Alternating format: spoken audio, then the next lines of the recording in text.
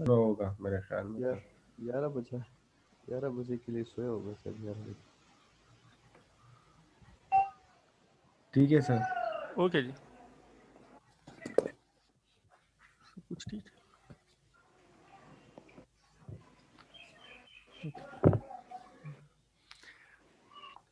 दरवाजा बंद। ओके जी, औज़ु बिल्लाहि मिनश शैतानिर रजीम, बिस्मिल्लाहिर रहमानिर रहीम। आवाज़ क्लियर है सबको? जी सर। यस और स्क्रीन भी शेयर हो रहा है? जी सर। Yes sir. ठीक है जनाब, आज हमारा टॉपिक है पुश डाउन ऑटोमेटा। पिछली लेक्चर में हमने NFA non deterministic finite automata और डीएफए डिटरमिनिस्टिक फाइनाइट ऑटोमेटा के बारे में हमने डिस्कस किया था। इसके बाद हमने रेगुलर एक्सप्रेशन के बारे में डिस्कस किया था। तो एनएफए और डीएफए जो है तो वो स्मॉल मेमोरी है। इसके मेमोरी क्या है? स्मॉल मेमोरी है। जिस तरह के हमने डिस्कस किया था कि ये ऑटोमेटिक डोर्स के लिए यूज होता है। ठीक है, ऑटोमेटिक डोर के लिए जब ये यूज होता है तो इसके 1 बिट या 2 बिट मेमोरी होती है। इसके अलावा ये एलिवेटर एक्सकेलेटर के लिए यूज होता है। अगर 10 फ्लोर्स के एलिवेटर है, अगर एक एलिवेटर 10 फ्लोर के लिए यूज हो रहा है तो इसके 10 बिट्स मेमोरी होगी। अगर 6 फ्लोर के लिए यूज हो रहा है तो 6 बिट मेमोरी होगी। ठीक है, तो ये सिंपल कंप्यूटर्स के लिए एक मॉडल है। फाइनाइट ऑटोमेटा किसके लिए मॉडल है? एक सिंपल कंप्यूटर्स के लिए मॉडल है। ठीक है, यानी इसकी मेमोरी बहुत कम है, लेकिन फिर भी इसके काफ़ी सारे एडवांटेजेस है और यूजफुल है। यानी सिंपल कंप्यूटर्स के लिए हम फाइनाइट ऑटोमेटा को ही यूज करते हैं। इसके बाद हमने रेगुलर एक्सप्रेशन को डिस्कस किया था कि रेगुलर एक्सप्रेशन क्या है। तो जिस तरह के एक मैथमेटिकल एक्सप्रेशन है और मैथमेटिकल ऑपरेटर्स के जरिए, जिस तरह के प्लस है, माइनस है, डिवीजन है, सब्ट्रैक्शन है, तो ये मैथमेटिकल ऑपरेटर्स है और इस ऑपरेटर के जरिए यानी इस ऑपरेटर को कंबाइन करके हम एक मैथमेटिकल एक्सप्रेशन बनाते हैं, एक कॉम्प्लेक्स एक्सप्रेशन बनाते हैं। इस तरह रेगुलर एक्सप्रेशन के जरिए हम रेगुलर ऑपरेटर्स को यूज करके एक लैंग्वेज बनाता है। क्या बनाता है? एक लैंग्वेज बनाता है। ठीक है, तो रेगुलर एक्सप्रेशन के जरिए हम एक रेगुलर लैंग्वेज बनाता है। ठीक है, और ये रेगुलर लैंग्वेज फिर कौन रिकॉग्नाइज करता है? Finite automata. यानी फाइनाइट, हम ये कह सकते हैं कि regular expression is the mathematical form of, या regular expression is the algebraic form of finite automata. Regular expression क्या है? सिंपल आप लोग ये भी कह सकते हैं कि ये अलजेब्रिक फॉर्म है फाइनाइट ऑटोमेटा का एक, यानी एनएफए या डीएफए का एक अलजेब्रिक फॉर्म है। ये अलजेब्रिक फॉर्म है और फाइनाइट ऑटोमेटा रेगुलर एक्सप्रेशन का एक डायग्रामेटिक फॉर्म है। ठीक है, तो इसका मतलब ये हुआ कि फाइनाइट ऑटोमेटा जो है या रेगुलर एक्सप्रेशन जो है ये रेगुलर लैंग्वेजेस को रिकॉग्नाइज करता है। यानी रेगुलर एक्सप्रेशन फाइनाइट ऑटोमेटा का एक मैथमेटिकल फॉर्म हो गया ना। जब मैथमेटिकल फॉर्म हो गया तो इसका मतलब यह है कि फाइनाइट ऑटोमेटा सिर्फ रेगुलर लैंग्वेजेस को रिकॉग्नाइज करता है। रेगुलर एक्सप्रेशन का मतलब क्या है? रेगुलर एक्सप्रेशन यानी हम रेगुलर ऑपरेशन को यूज करके, कंकैटिनेशन हो गया, यूनियन हो गया, क्लीन स्टार हो गया, ये रेगुलर ऑपरेशंस है। रेगुलर ऑपरेशंस को यूज करके हम एक रेगुलर लैंग्वेज बनाते हैं। जिस तरह के हम मैथमेटिकल ऑपरेटर्स को यूज करके एक मैथमेटिकल एक्सप्रेशन बनाते हैं, इस तरह हम रेगुलर ऑपरेटर्स को यूज करके एक रेगुलर लैंग्वेज बनाता है। और ये रेगुलर लैंग्वेज कौन रिकॉग्नाइज करता है? ये फाइनाइट ऑटोमेटा रिकॉग्नाइज करता है। ठीक है, तो फाइनाइट ऑटोमेटा किसके लिए यूज होते हैं? रेगुलर एक्सप्रेशन की रिकॉग्निशन के लिए यूज होते हैं। तो इसके जिस तरह के हमने डिस्कस किया था कि कंप्यूटर साइंस में या फिजिक्स में या मैथमेटिक्स में एक मॉडल ऑल एंड ऑल नहीं होता है। एक मॉडल ऑल एंड ऑल नहीं होता है। एक मॉडल किसी खास एरिया पे इंप्लीमेंट होता है लेकिन दूसरे एरिया में हम इसको इंप्लीमेंट नहीं कर सकते हैं। यानी इसके एडवांटेजेस भी होते हैं और इसके डिसएडवांटेजेस भी होते हैं। अब फाइनाइट ऑटोमेटा के एडवांटेज ये हो गया कि ये सिंपल कंप्यूटर्स के लिए सिंपल मॉडल है, लेकिन इसके डिसएडवांटेज ये है कि ये नॉन रेगुलर लैंग्वेजेस को रिकॉग्नाइज नहीं कर सकता है।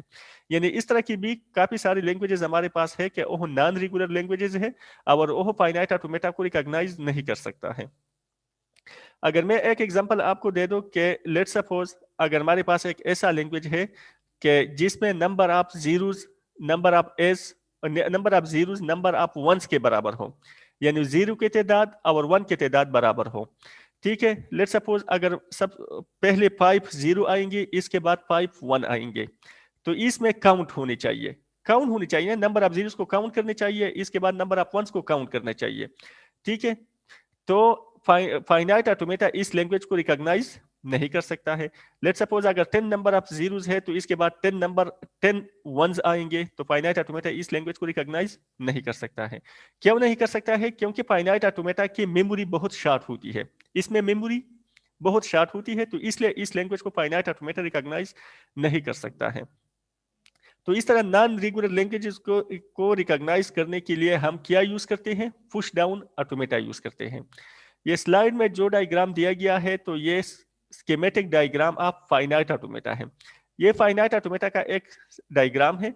इसमें एक इनपुट टैप होता है और इनपुट टैप से आपका मशीन जो है तो वो सिंबल्स को रीड करता है और इसके अकॉर्डिंगली वो ट्रांजिशन करता है।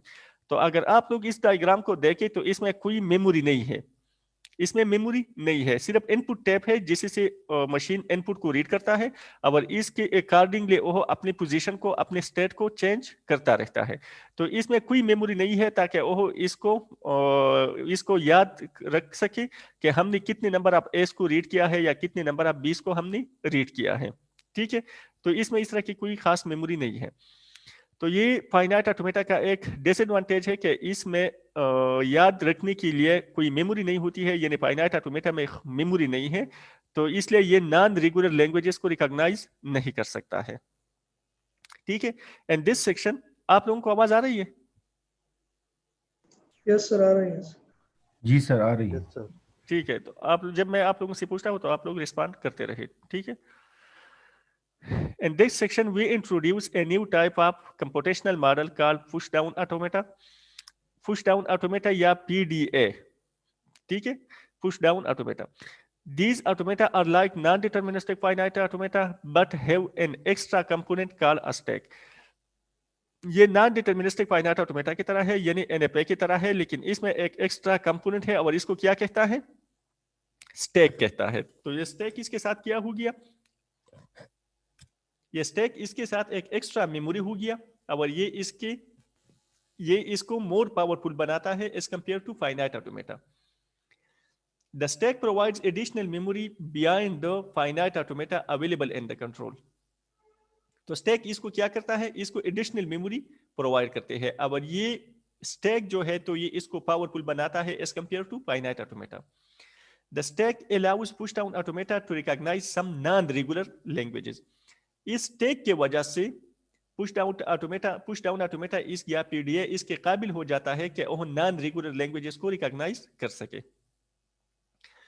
Push down automata are equivalent in power to context free grammar. Push down automata और कंटेक्स्ट फ्री ग्रामर ये पावर में बराबर है, जिस तरह के रेगुलर एक्सप्रेशन और फाइनाइट ऑटोमेटा पावर में बराबर थे, इस तरह पुश डाउन ऑटोमेटा और कंटेक्स्ट फ्री ग्रामर पावर में बराबर है। This equivalence is useful because it gives us two options for providing that a language is a context free grammar, is a context free. तो ये इसमें ये कहता है कि ये इक्विवेलेंस जो है तो ये इंपॉर्टेंट है, ये हमारे लिए अहम है। क्यों अहम है? क्योंकि हम नॉन रेगुलर लैंग्वेजेस को दो तरीकों से रिकॉग्नाइज कर सकते हैं। यानी कौन कौन से तरीके हैं? एक पुश डाउन ऑटोमेटा हो गया और एक non regular push down automata हो गया और एक कंटेक्स्ट फ्री ग्रामर हो गया। तो दो तरीकों से हम नॉन रेगुलर लैंग्वेजेस को रिकॉग्नाइज कर सकता है। कंटेक्स्ट फ्री ग्रामर जो है तो ये एक जनरेटर है, ये नॉन रेगुलर लैंग्वेजेस को जनरेट करता है, और PDA जो है तो ये एक रिकॉग्नाइजर है। यानी हम नॉन रेगुलर लैंग्वेजेस को कंटेक्स्ट फ्री ग्रामर से जनरेट कर सकते हैं, और ग्रामर जनरेट करता है ना, और कंटेक्स्ट फ्री ग्रामर इसको रिकॉग्नाइज करता है। ठीक है, we can give either a context free grammar generating it और a push down automata recognising it.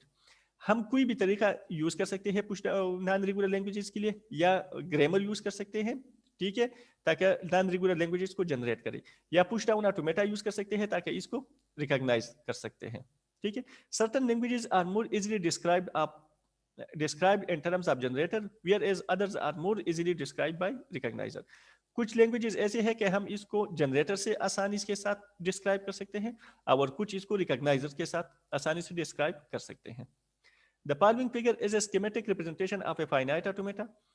ये फिगर जो है तो ये क्या है, ये फाइनाइट ऑटोमेटा का एक स्कीमेटिक रिप्रेजेंटेशन है। The control represents the states and transition functions. ये स्टेट कंट्रोल जो है तो ये ट्रांजिशन फंक्शन को रिप्रेजेंट करता है, ठीक है। The tape contains the input string. और जो टेप है जिस पे इनपुट लिखा है ये क्या रिप्रेजेंट करता है, input string. And the arrow represent the input head, ठीक है जनाब, pointing to at the next input symbol. अब ये फिगर नंबर 2 जो है तो ये पीडीए का एक स्कीमेटिक डायग्राम है। ये इज इट इज ओहो फाइनाइट ऑटोमेटा वाला डायग्राम है जिसमें इनपुट स्टैक है यानी AA है, स्टेट कंट्रोल है, और हमने एक एक्स्ट्रा मेमोरी लगाई है और इस एक्स्ट्रा मेमोरी को क्या नाम दिया गया है, स्टैक। तो फाइनाइट पुश डाउन ऑटोमेटा क्या है, ये असल में ही ओहो फाइनाइट ऑटोमेटा है, लेकिन इसमें एक एक्स्ट्रा कंपोनेंट है और इस एक्स्ट्रा कंपोनेंट को क्या कहता है, स्टैक कहता है, ठीक है जनाब। तो स्टैक की वसूलों का आप लोगों को पता है कि स्टैक किस वसूल पे काम करता है, फर्स्ट इन लास्ट आउट या लास्ट इन फर्स्ट आउट। किस वसूल पे काम करता है Irfan, first in last out, LIFO and LIFO.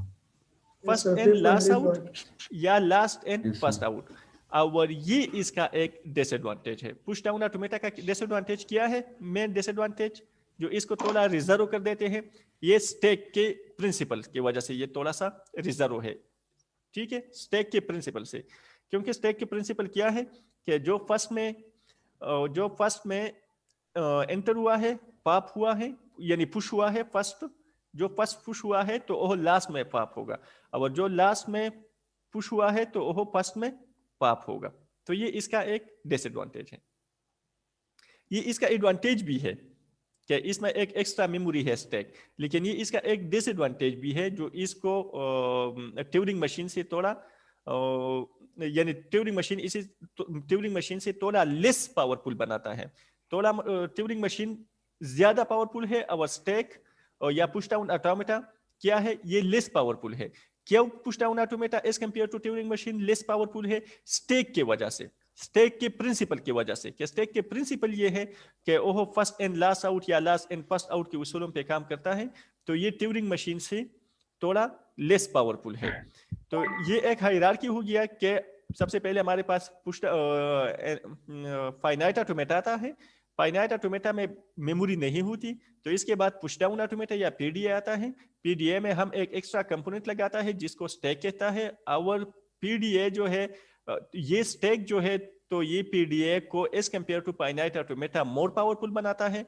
लेकिन स्टैक की वसूल ये है कि ओह लास्ट एंड फर्स्ट आउट या फर्स्ट एंड लास्ट आउट की वसूलों पे काम करता है, तो इस वसूल की वजह से पीडीए जो है तो ये ट्यूरिंग मशीन से लेस पावरफुल है। आप लोगों को समझ आ गया ना? Yes, sir. A push down Yes, sir. Automata, आप स्लाइड की तरफ देखिए। A push down automata PDA can write symbols on the stack and read them back later. PDA क्या करता है कि ओह स्टैक पे सिंबल्स को राइट करता है और इसके बाद वापस रीड कर सकता है। राइटिंग ए सिंबल का मतलब क्या है, push down. Writing a symbol push down all the input symbols on the stack. Writing के सिंबल का क्या मतलब है कि पुश डाउन यानी स्टैक में पुश डाउन करता है all the input symbols on the stack. At any time, the symbols on the top of the stack can be read and removed. किसी भी टाइम जो स्टैक के टॉप पे जो सिंबल्स है वो रीड कर सकते हैं और स्टैक से रिमूव कर सकते हैं। The remaining symbol then move back up, और जो रिमेनिंग सिंबल है स्टैक में वो ऊपर की तरफ आते हैं। Writing a symbol on the stack is often referred to as pushing the symbol. जो सिंबल्स हम राइट करते हैं स्टैक पे इसको हम क्या कहते हैं, often क्या कहते हैं, पुशिंग द सिंबल कहते हैं इसको। And removing a symbol is refer to as popping it. और स्टैक से जो सिंबल हम रिमूव करते हैं इसको हम क्या कहते हैं, फॉपिंग कहते हैं, ठीक है। Note that all access to the stack for both reading and writing may be done only on the top. ये तो आप लोगों को पता है ना कि जो हम रीडिंग कर रहे हैं स्टैक से या स्टैक पे हम राइटिंग कर रहे हैं तो ये किस पे कर रहे हैं, टॉप, स्टैक के टॉप पे कर रहे हैं। In other words A stack is last in first out storage device. Stack क्या है? Last in first out storage device है या first in last out storage device है. ठीक है? If certain information is written on the stack and additional information is written afterward, अगर हम कोई खास इंफॉर्मेशन स्टैक पे लिख के और इसके बाद कोई और इंफॉर्मेशन लिख के तो क्या होगा? The earlier information become inaccessible until the later information is removed. तो जो हमने पहले इंफॉर्मेशन लिखी है वो हम एक्सेस नहीं कर सकते हैं ना, जब तक वो इंफॉर्मेशन जो हमने बाद में लिखी है इसको हम रिमूव न करें. समझ आ गया ना? Yes sir. ये तो आप लोगों Yes, ने sir. डेटा स्ट्रक्चर तो आप लोगों ने पढ़ा और पढ़ाया होगा. ये तो इसमें एक अहम कंपोनेंट है ना, स्टैक और cube. Yes sir. Stake.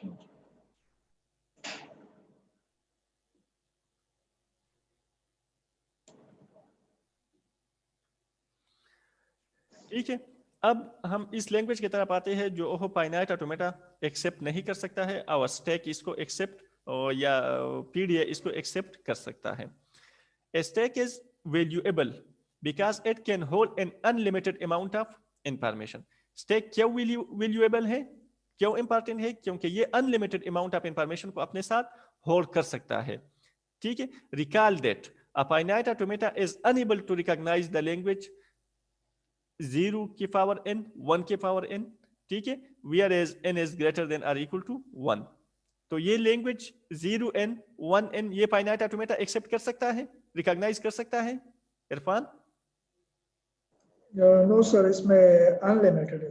n greater than और इक्वल टू 1. अगर n को 1 असाइन करे तो ये लिमिटेड वैल्यू हो गया सर. हाँ, तो फिर रिकॉग्नाइज कर सकता है.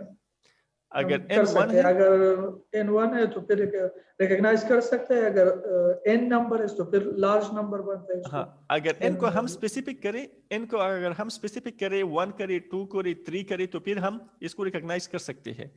अगर n स्पेसिफिक हो, इवन अगर 10 करें 20 करें फिर भी रिकॉग्नाइज कर सकता है. लेकिन अगर इसी से ज्यादा करें तो ये फाइनाइट ऑटोमेटा काफी कॉम्प्लिकेटेड बन जाता है. ठीक है, और फिर इसको रिकॉग्नाइज नहीं कर सकता है क्योंकि इधर n इनफाइनाइट है. ठीक है, तो ये फाइनाइट ऑटोमेटा इसको रिकॉग्नाइज नहीं कर सकता है क्योंकि फाइनाइट ऑटोमेटा के साथ इतनी ज्यादा मेमोरी नहीं होती. Because it can not store very large numbers in its finite memory. क्योंकि फाइनाइट ऑटोमेटा इसको क्यों कहते हैं? क्योंकि इसके मेमोरी फाइनाइट है तो वो बड़े नंबर को स्टोर या अपने साथ सेव नहीं कर सकता है. A PDA is able to recognize this language. A PDA is able to recognize this language because it can use its stack to store the number of zeros it has seen. PDA इसको recognize कर सकता है. क्यों?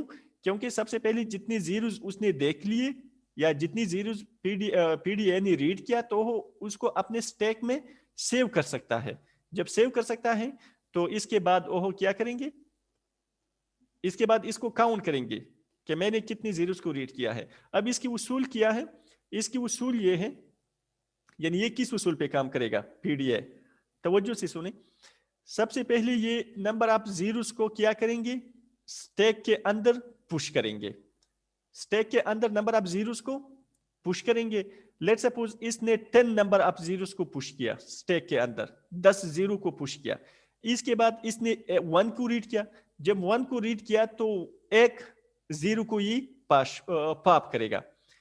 सबसे पहले zero को push करेंगे, फिर इसके बाद इसने 1 को रीड किया. जब 1 को रीड किया तो एक जीरो को ये क्या करेगा? पॉप करेगा. इसके बाद दूसरे 1 को रीड करेगा तो दूसरा जीरो पॉप करेगा. तीसरे 1 को देख लिया तो तीसरा जीरो पॉप करेगा. चौथे 1 को रीड किया तो चौथा जीरो पॉप किया. ठीक है, 8वें नंबर 1 को रीड किया तो 8वां जीरो पॉप करेगा. 9वें 1 को देख लिया तो 9वां जीरो पॉप करेगा. 10वें 1 को रीड किया तो 10वां जीरो पॉप करेगा. अब इसके बाद अगर कोई भी 1 न हो और इसके बाद स्टैक में कोई भी जीरो न हो तो इसका मतलब यह है कि नंबर ऑफ जीरोस और नंबर ऑफ वंस क्या है? बराबर है. क्योंकि कोई नंबर ऑफ जीरोस स्टैक के अंदर नहीं है और कोई नंबर ऑफ 1 टैप में नहीं है. तो इसका मतलब यह है कि नंबर ऑफ जीरोस और नंबर ऑफ वंस बराबर है. अगर टैप पे कोई नंबर ऑफ 1 है, कोई एक 1 है, यानी नंबर ऑफ 1 लेट्स सपोज 11 है और number of zeros let's suppose 10 है, तो अब स्टैक एम्प्टी हो गया ना, क्योंकि 10 जीरो किया हो गई, पॉप हो गई, लेकिन एक 1 रिमेनिंग है टैप पे. तो इसका मतलब क्या हुआ कि number of 1 is greater than number of 0। तो पीडीए इसको फिर क्या करेगा, पीडीए इसको रिजेक्ट करेगा कि इसमें number of 1 is greater than number of 0। तो पीडीए इस लैंग्वेज को रिकॉग्नाइज नहीं करेगा और इसको रिजेक्ट करेगा। अगर नंबर ऑफ 1 स्टैक के टैब पे कोई भी नंबर ऑफ 1 नहीं है और इस तरह स्टैक के अंदर कोई नंबर ऑफ जीरोस नहीं है, तो इसका मतलब यह है कि नंबर ऑफ 1 और नंबर ऑफ जीरोस बराबर है और स्टैक इसको पीडीए इसको एक्सेप्ट करेगा। अगर कोई नंबर ऑफ जीरो स्टैक के अंदर है, स्टैक के अंदर let's suppose 11 number of zeros total थे और 10 नंबर ऑफ वंस थे, तो अब स्टैक के अंदर एक जीरो रिमेनिंग होगा ना। जब एक जीरो रिमेनिंग होगा तो इसका मतलब यह है कि number of zeros is not equal to number of ones और स्टैक इसको क्या करेगा, रिजेक्ट करेगा। आप लोगों को समझ आ गया ये एग्जांपल? जी सर। क्या ये किस उसूलों पे काम करता है? जी sir. Thus, the unlimited nature of a stack allows the PDA to store number of unbounded size. तो ये अनलिमिटेड नेचर ऑफ स्टैक जो है, तो ये क्या करता है, क्योंकि स्टैक तो अनलिमिटेड है ना, stack unlimited amount of memory है लेकिन रिस्ट्रिक्टेड है, अनलिमिटेड रिस्ट्रिक्टेड है। काफी सारी को ये अनलिमिटेड है, मेमोरी इसकी अनलिमिटेड है लेकिन रिस्ट्रिक्टेड है। रिस्ट्रिक्टेड क्या है फवाद? सर क्योंकि हमने वो लगाया है कि नंबर ऑफ 1 है, नंबर ऑफ 1 है, नंबर ऑफ 0। रिस्ट्रिक्टेड का मतलब ये है कि ये पुश और पॉप सिर्फ टॉप से करता है, तो टॉप, ये यस सर, टॉप रिस्ट्रिक्टेड से है, करते हैं। ठीक है? Yes sir. हाँ, तो इसके वजह से ये लेस पावरफुल है, PDA less Yes, sir. Powerful है as compare to Turing machine, क्योंकि ये पुश और pop top of the stack से करते हैं। टॉप ऑफ द स्टैक भी कर दे सर। ठीक है, तो ये रिस्ट्रिक्टेड हो गया। The following information describe show how the automata for this language work. अब ये क्या हो गया, पुश डाउन ऑटोमेटा, ये फॉर्मल डेफिनेशन हो गया push down automata. A push down automata is a 6 tuple. Push down automata कितने टुपल है? 6 टुपल। और फाइनाइट ऑटोमेटा कितने टुपल थे? 5। 5। तो आत्मा क्या ख्याल है ये 6 टुपल क्यों है, इसमें एक्स्ट्रा किया है? सर चेक करती हूँ सर, इसमें क्यों is a set of state नहीं, भी सर इसमें, ये छोड़े सर इसमें स्टेक है, सर इसमें स्टेक है सर, इसी वजह से सर ये 6 ट्रिपल है। हाँ, सर बाकी तो इजाफी सिर्फ इसमें स्टैक होता है, स्टैक सिर्फ है, क्योंकि आप लोगों ने डायग्राम में तो देख लिया ना कि ये as it is finite sir. Automata था, लेकिन इसमें एक एक्स्ट्रा कंपोनेंट था स्टैक। जी सर। तो स्टैक के टॉप से ये रीड करेगा ना।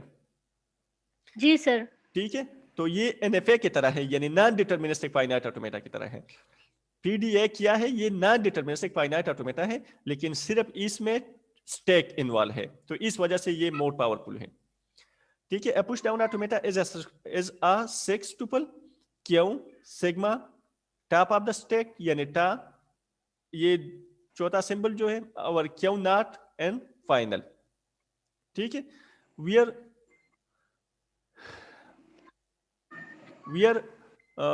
Q, sigma, ta and final are all finite sets endo। देखिए अब Q is the set of states जिस तरह के finite automata में था, sigma is the input alphabets जिस तरह के finite automata में था, ta is the stack alphabet। ठीक है, ये finite automata में नहीं था। फिर ये ट्रांजिशन फंक्शन है, तो ट्रांजिशन फंक्शन ये finite automata से मुख्तलिफ होगा, क्योंकि उधर टॉप ऑफ द स्टैक नहीं था, टा नहीं था, और इधर है, तो इसका ट्रांजिशन थोड़ा मुख्तलिफ है। ठीक है, तो क्यों एक फाइनाइट ऑटोमेटा एक खास स्टेट क्यों पे है, पीडीए एक खास स्टेट क्यों पे है, उसने इनपुट अल्फाबेट को रीड किया, और इनपुट अल्फाबेट यानी सिग्मा से इनपुट अल्फाबेट है ना, और सिग्मा के साथ किया है एम्प्टी लगाया है ना। ठीक है, तो इसका मतलब ये हुआ कि ये इनपुट अल्फाबेट भी रीड कर सकता है और एम्प्टी भी रीड कर सकता है, क्योंकि ये एनएफए है। एनएफए में भी हमने सिग्मा के साथ एम्प्टी लगाया था, देख लिया था आप लोगों ने ना। और टॉप ऑफ द स्टैक से कोई सिंबल भी रीड कर सकता है, और टॉप ऑफ द स्टैक से ये एम्प्टी भी रीड कर सकता है। ठीक है, तो इसका फिर ये एरो है, और इसके बाद इसका ट्रांजिशन है। तो फाइनाइट ऑटोमेटा में भी हमने कहा था कि लेट्स सपोज अगर 5 स्टेट्स है, तो इसका फाइनल स्टेट्स 5 तक हो सकती है, यानी 5 स्टेट्स तक ये ट्रांजिशन कर सकता है। अगर फाइनाइट ऑटोमेटा के 6 स्टेट्स है, तो 6 स्टेट्स पे ये ट्रांजिशन एट ए टाइम कर सकता है। ठीक है, तो पावर क्यों स्टेरिक क्यों मल्टीप्लाइड बाई टा या empty as a transition function. समझ आ गया ना? जी sir. Yes, sir. Q not belongs to q is the start state. Q not जिस तरह के फाइनाइट ऑटोमेटा में था, ये इसका स्टार्ट स्टेट है। And if is less than और equal to q is the setup acceptance. और फाइनल स्टेट्स कितने हो सकते हैं? जितनी स्टेट्स है हमारे पास, टोटल जितनी स्टेट्स है तो इतना भी हो सकता है। लेट्स सपोज टोटल स्टेट्स 5 है तो फाइनल स्टेट 5 भी हो सकते हैं। लेस देन और इक्वल टू का मतलब क्या है कि ये 4 भी हो सकते हैं और 3 भी हो सकते हैं, 2 भी हो सकते हैं और 1 भी हो सकते हैं। ठीक है जनाब, तो फाइनल स्टेट्स इतने हो सकते हैं। और स्टार्ट स्टेट जो है तो वो हमारे पास सिर्फ एक होगा। स्टार्ट स्टेट एक होगा और फाइनल स्टेट्स जितने नंबर ऑफ स्टेट्स है टोटल, तो इतने तक फाइनल स्टेट्स भी हो सकते हैं। ये सेशन के 9 मिनट पाती कदा खत्म हो गया दोबारा का खैर ये सेशन की बात होगी 9 मिनट पाती ठीक full option push down automata continue example the palming is the Palmer description of the PDA page number 112 that recognize the language 0 की power n and 1 की power n where n is less than or equal to 0 let m1 be। ठीक है जनाब, तो ये क्या है जो एग्जांपल हमने दिया कि ये फाइनाइट ऑटोमेटा इसको एक्सेप्ट कर सकता है, पीडीए इसको एक्सेप्ट कर सकता है और फाइनाइट ऑटोमेटा इसको एक्सेप्ट नहीं कर सकता है। तो इसके लिए हम यानी पीडीए इसको किस तरह एक्सेप्ट करेगा, मैंने तो वर्बली आप लोगों के साथ डिस्कस किया ना कि पीडीए इसको इस तरीके से डिस्कस एक्सेप्ट करेगा कि नंबर ऑफ जीरोस को इसमें सबसे पहले पॉप करेगा, फिर नंबर ऑफ 1 को जो जब ये रीड करता है तो एक 1 को रीड करता है तो एक 0 को ये पॉप करेगा, दूसरे 1 को रीड किया तो दूसरे 0 को पॉप करेगा। इसके लिए मशीन किस तरह होगा देखते हैं। ये मशीन किसके लिए है फवाद? पीडीए। ये पीडीए का मशीन है। पीडीए का मशीन है सर। और क्या करेगा, इसका काम क्या है? Recognise the language sir. ये नंबर ऑफ वंस इसमें सिर्फ एक 1 होगा और 0 ज्यादा हो सकते हैं। नहीं, 0 और 1 इक्वल होंगे। इक्वल होंगे, यानी ये इस लैंग्वेज के लिए है कि इसमें number of zeros number of ones के बराबर होंगे। ठीक है, द फॉर्मल डेफिनेशन ऑफ, ठीक है। तो ये किस तरह काम करेगा कि सबसे पहले क्या 1 पे हमने स्टार्ट ले लिया, ठीक है। हो सकता है अगर मेरे तरफ से ये जो जूम साइन आउट हो गया तो मैं दोबारा साइन इन करूंगा क्योंकि मेरे पास 7 मिनट टाइम रिमेनिंग है। ठीक है, ठीक है सर। तो ये किस उसूल पे काम करते हैं? अगर सबसे पहले इसने एम्प्टी रीड किया, सबसे पहले एम्प्टी रीड किया और टॉप ऑफ द स्टैक भी एम्प्टी है, top of the stack empty होगा ना। स्टैक जो सबसे पहले हम स्टैक स्टार्ट करते हैं तो स्टैक एम्प्टी होगा ना। एम्प्टी होगा क्या नहीं होगा? स्टैक में कुछ भी नहीं है तो स्टैक एम्प्टी है ना। जब स्टैक एम्प्टी है तो हम क्या करेंगे, इसमें डॉलर साइन इंसर्ट करेंगे। स्टैक में सबसे पहले हम डॉलर साइन इंसर्ट करेंगे। ये क्यों इंसर्ट करेंगे? ये डॉलर साइन हम इसलिए इंसर्ट करेंगे कि ये स्टैक का लास्ट है। इसी से जब डॉलर साइन हम रीड करेंगे तो इसका मतलब ये हुआ कि स्टैक में इसके बाद कोई एलिमेंट नहीं है। तो ये अपनी सहूलत के लिए हम सबसे पहले स्टैक में डॉलर साइन या कोई और भी सिंबल आप लोग इंसर्ट कर सकते हैं। ये किसके लिए कि जब हम डॉलर साइन को रीड करें तो हमको पता चल जाएगा कि इसके बाद स्टैक क्या है, इसमें कोई और एलिमेंट नहीं है और एम्प्टी है। तो सबसे पहले हमने जब एम्प्टी को रीड किया, हमने टैब से एम्प्टी रीड किया और टॉप ऑफ द स्टैक भी एम्प्टी था ना। टॉप ऑफ द स्टैक में कोई एलिमेंट नहीं था, एम्प्टी था ना। ठीक है, तो हमने क्या किया, इस टॉप ऑफ द स्टैक जो एम्प्टी था इसको डॉलर साइन से रिप्लेस किया। ठीक है, रिप्लेस किया। इसके बाद हमने स्टेट क्यू 2 की तरफ देखे। Irfan, yes sir. सबसे पहले हमने क्या किया, हमने एम्प्टी रीड किया, टॉप ऑफ द स्टैक भी एम्प्टी था तो हमने टॉप ऑफ द स्टैक यानी स्टैक में कोई भी एलिमेंट नहीं है। आप लोग अपने साथ कंसीडर करें, ये एक स्टैक है, लेट्स सपोज 5 एलिमेंट का स्टैक है, इसमें कोई एलिमेंट नहीं है तो टॉप ऑफ द स्टैक क्या होगा, एम्प्टी होगा ना। तो इसमें हमने डॉलर साइन को इंसर्ट किया। अब टॉप ऑफ द स्टैक क्या आ गया, डॉलर साइन आ गया, और इसके बाद क्या है, एम्प्टी है, यानी डॉलर साइन के बाद एम्प्टी हो गया ना। इसके बाद सबसे पहले हम जीरो को इंसर्ट करेंगे ना। हमने top of the stack, top of the tape किया है, टेप से हमने क्या रीड किया, टेप से हमने जीरो रीड किया। टॉप ऑफ द स्टैक हमारे पास एम्प्टी था, तो इस एम्प्टी को हमने किसी से रिप्लेस किया, जीरो से रिप्लेस किया। यानी मतलब यह है कि एक जीरो को हमने टॉप स्टैक के टॉप पे क्या किया, इंसर्ट किया, यानी पुश किया। इसके बाद लेट्स सपोज हमारे पास 5 जीरो है, इसके बाद दूसरा जीरो हमने देख लिया, तो टॉप ऑफ द स्टैक फिर एम्प्टी था ना, ठीक है, तो इस एम्प्टी को हमने दूसरी जीरो से रिप्लेस किया, ठीक है। अब 2 जीरो हो गई। इसके बाद हमने तीसरी जीरो को रीड किया टेप से, टेप से तीसरा जीरो रीड किया। टॉप ऑफ द स्टैक हमारे पास एम्प्टी था, ठीक है, तो इस एम्प्टी को हमने जीरो से रिप्लेस किया। इसके बाद चौथी जीरो को रीड किया, top of the stack empty था, तो चौथी जीरो को हमने इंसर्ट किया। इसके बाद पांचवा जीरो हमने देख लिया, टॉप ऑफ द स्टैक हमारे पास एम्प्टी था, तो इस एम्प्टी को हमने जीरो से रिप्लेस किया, यानी जीरो कामा एम्प्टी, फिर कामा एम्प्टी, फिर ये एरो और जीरो। तो इसका मतलब यह है कि आपने जीरो को देख लिया, मशीन ने जीरो को रीड किया, top of the stack empty था, तो इस एम्प्टी को आप रिप्लेस करिए किसी से, जीरो से रिप्लेस करें, ठीक है। अब हमने सारे इसको देख लिया, सारे हमने क्या किया, सारी जीरो को हमने रिप्लेस कर, सारी जीरो को हमने इंसर्ट किया, किस में, स्टैक में। स्टैक में। इसके बाद हमने क्या देख लिया, 1 देख लिया। इसके बाद 1 होगा ना, जीरो के बाद 1 होंगे ना, 0 and 1 है। जब 1 को हमने देख लिया तो टॉप ऑफ द स्टैक क्या होगा, जीरो था सर, जीरो को रिप्लेस करके सर 1 कर देंगे। 1 कर देंगे कि एम्प्टी करेंगे। 1 को जब हमने रीड किया तो टॉप ऑफ द स्टैक हमारे पास जीरो था ना, स्टैक के टॉप, स्टैक में हमने कितनी जीरोस की इंसर्ट की है, स्टैक में हमने 5 जीरोस को इंसर्ट की है।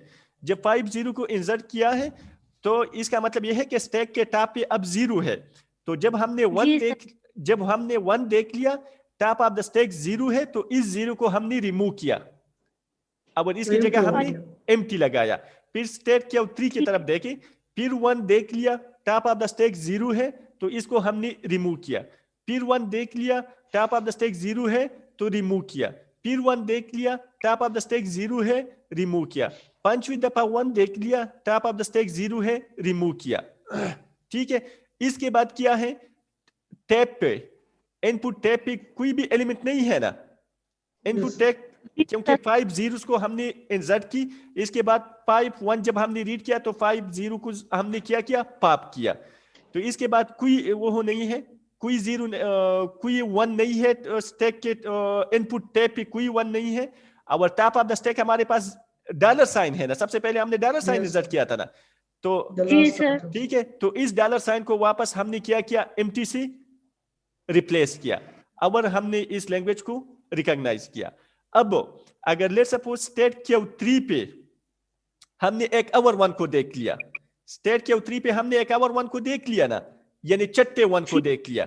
स्टेट क्यू 3 पे हमने 6 नंबर 1 को देख लिया, तो 5 जीरोस को तो हमने पॉप किया है ना, 5 जीरोस को पॉप किया है, और छठा नंबर 1 हमने देख लिया। तो अब इसका मतलब यह है कि स्टैक में कोई भी जीरो नहीं है।